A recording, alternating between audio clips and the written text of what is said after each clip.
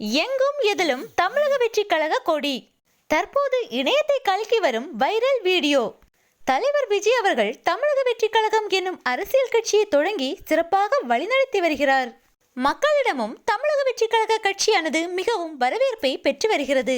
தமிழக வெற்றி கழக கொடியை குறுகிய நாட்களிலேயே அனைவரிடமும் கொண்டு சேர்த்துள்ளனர் தளபதியின் தோழர்கள். கோயில் திருவிழாக்கள், திருமண நிகழ்வுகள் என மக்கள் கூடும் அனைத்து நிகழ்ச்சிகளிலும் தமிழக வெற்றி கழக கொடியை பிரபலப்படுத்தி வருகின்றனர் கழக தோழர்கள். அதே போல தமிழக வெற்றி கழகத்தின் பாடலையும் அனைத்து நிகழ்ச்சிகளிலும் ஒலிபரப்பியும் வருகின்றனர்.